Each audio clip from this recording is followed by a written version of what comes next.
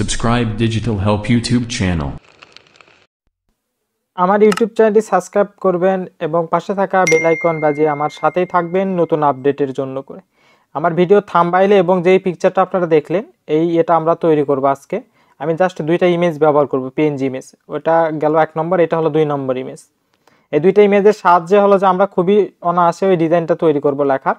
আমি হাবিবুর রহমান ডিজিটাল হেল্পের পক্ষ থেকে সবাইকে জানাই স্বাগত। আজকে টিউটোরিয়ালটা হলো যে আমরা কিভাবে নেম ডিজাইন করতে পারি।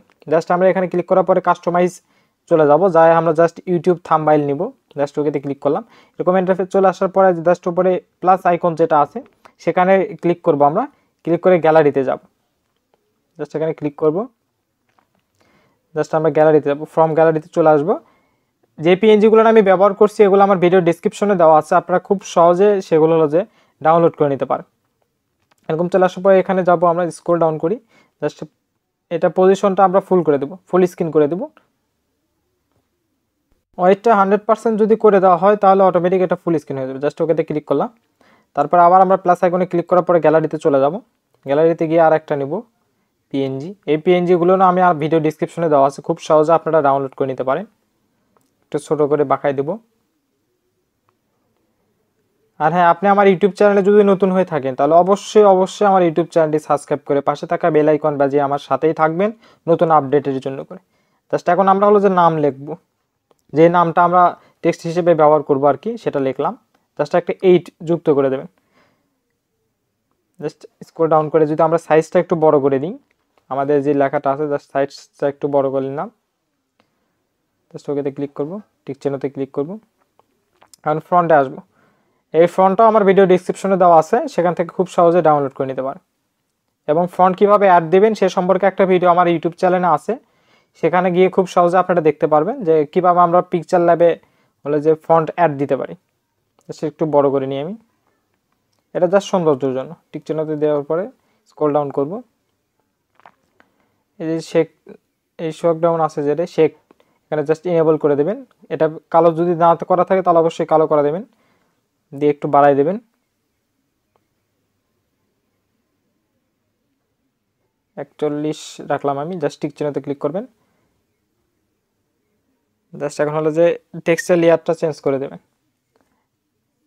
আরেকটা পিএনজি আছে সেটা জাস্ট আমরা ব্যবহার করব। এটা ইনেবল করে দিয়ে এটা 205% করে দেবেন, ফুল করে দেবেন। জাস্ট এখন এগুলো হলো মার্সেল করে দেবেন যাতে না সরে আর কি। সবগুলো টিক চিহ্ন দিব, দিয়ে মার্সেল করে দেব। যে ডবল লেয়ারের উপর ক্লিক করার পরে এরকম অপশন চলে আসবে, জাস্ট ওকেতে ক্লিক করবেন, তাহলে সম্পূর্ণটা আমলে যে একটা হয়ে যাবে। আমাদের যে লোগো আছে সবগুলো মিলে একটা হয়ে গেছে। জাস্ট এখন এই যে এখানে যাব, আমরা স্ক্রল ডাউন করি, এই যে ইরোজ কালারে ক্লিক করব, ইনেবল করে দেবো। মাইকের মতন যে চিহ্ন আছে সেখানে একটা ক্লিক করবেন, কালোতে যাওয়ার পরে এটা ওকেতে ক্লিক করবেন, তাহলে এরকম হয়ে যাবে। জাস্ট আমরা আবার গ্যালারিতে আসবো, এটা নিব, জাস্ট টিক চিহ্নতে ক্লিক দেবো। পিএনজিগুলো খুব সহজে আমরা ব্যবহার করতে পারি। দুইটা ইমেজ, শুধুমাত্র দুইটা ইমেজ দিয়ে কিন্তু আমি হলো যে আমার যেই লোগোটা আছে সেটা তৈরি করব। এটা জাস্ট আমরা নিয়ে নিলাম, একটু ছোট করে আমাদের যে ডিজাইনটা হচ্ছে তার জাস্ট নিচে দেওয়ার চেষ্টা করব। জাস্ট এটা উপরে দিব, লেয়ারটা উপরে নিয়ে আসলাম। জাস্ট উপরে যে লেয়ারটা নিয়ে আসছি সেটা সিলেক্ট থাকা অবস্থায় পরবর্তী স্টেপগুলো করতে হবে।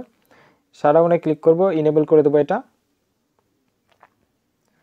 ইনেবল করে দেওয়ার পরে জাস্ট এই যে ব্রাউন রেড, এটা হলো যে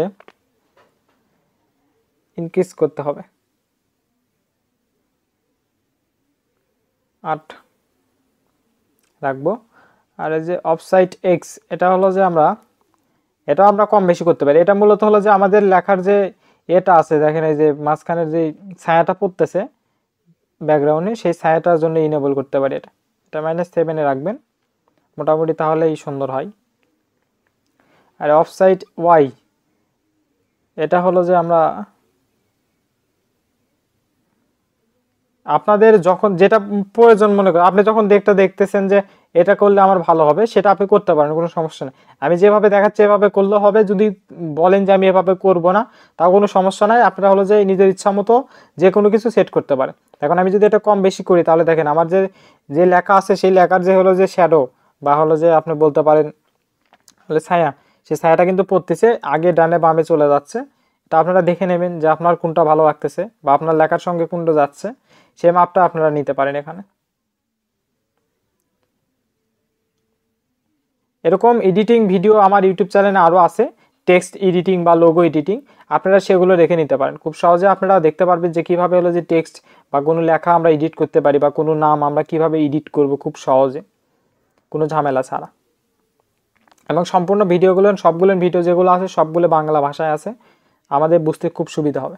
জাস্ট ওকেতে ক্লিক করব, তারপরে ইনবক্সে যাব, এটা ইনেবল করে দেব।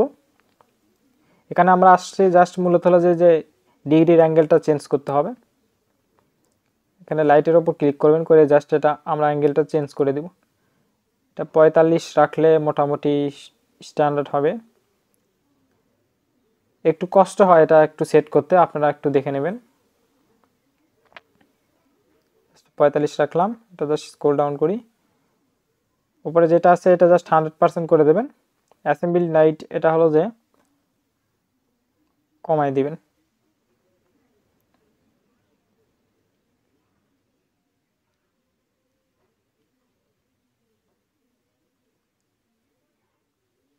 দেখে নেবেন যে আপনার লোগো যেটা আছে সেটার সঙ্গে কত পার্সেন্ট যাচ্ছে বা কতটা করলে সুন্দর দেখাচ্ছে। অবশ্যই আমরা যখন করব তখন কিন্তু দেখতে পারবো এখন কেমন দেখাচ্ছে। আর আমি যদি এটা কম বেশি করি তাহলে কেমন দেখাবে। আমি এটা 60 রাখলাম, আর এটাতে আমি জাস্ট একটু কম বেশি যদি করি, 50 যদি করি তাহলে কেমন লাগে দেখেন, মোটামুটি একটু ভালোই লাগতেছে। আর যে বেলিপস এটা হলো যে একটু বাড়াই দিই,